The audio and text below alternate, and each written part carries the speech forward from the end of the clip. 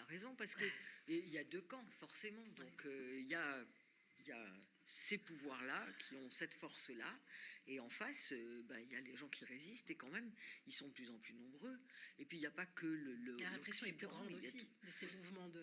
Oui, et puis, quand on parle d'impuissance politique, il faut se rappeler dans quel état on est en France aussi.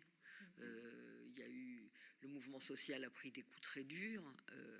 On est dans un gouvernement qui n'est plus démocratique depuis longtemps, pas que depuis les dernières élections, mais déjà depuis bien avant, qui ne respecte pas les règles démocratiques, encore moins maintenant, et qui nous amène aux portes du Front National, enfin du Rassemblement National, enfin qui nous amène aux portes du fascisme.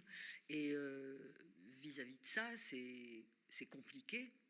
Mais je pense qu'il y a une convergence obligée entre ce qu'on risque, nous, ici, et ce qui est sans commune mesure avec ce qu'il risque, mais s'il est acté qu'on peut commettre des génocides, c'est une solution politique, ou c'est une stratégie qui peut être mise en place sous nos yeux et appliquée jusqu'au bout, j'espère pas.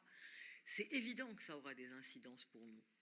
Comme d'ailleurs, ça a toujours été le cas, les pratiques des massacres coloniaux ont fini en Europe pendant la Deuxième Guerre mondiale, et ces pratiques-là, elles finiront chez nous. De toute façon, je dirais on est obligé de résister. On n'a pas vraiment le choix. Mais on est les plus nombreux, je pense. Et je pense aussi que ce qu'a montré la France insoumise dans toute cette période-là, c'est qu'il y avait une capacité de réaction forte, et je pense qu'elle était profondément sincère chez la plupart de ces gens. Il y a eu moi je les ai beaucoup admirés, je dois dire, parce qu'il y a eu une impossibilité d'accepter ce qui était en train de se passer, qui était radical, effectivement. Mais il faut être radical en face d'un génocide, parce que le génocide, il est radical. On est devant une image d'extermination, c'est insupportable. Et ils ont porté ça, et ça s'est étendu, aussi grâce à eux. Et c'est la preuve qu'ils ne sont pas loin, ils n'étaient pas loin dans les élections de pouvoir avoir un beau programme. Tu as raison, c'est pas que en plus dans les puissances occidentales, il y a une mobilisation. Non, mais c'est juste, tu l'évoquais, puis c'est aussi dans tous les pays de ce qu'on appelle improprement le Sud global, et dans des pays où il y a des mobilisations folles. Je dirais, on se rend pas compte, mais au Japon, par exemple, des pays on pourrait penser qu'ils sont distants, etc.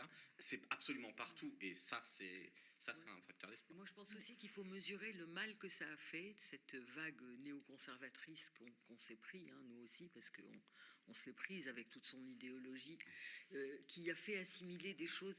Parfois, je m'étonne, je me dis, quand même, on est en France, quoi. Les gens, ils savent ce que ça veut dire, la résistance. Ils ont vécu une occupation.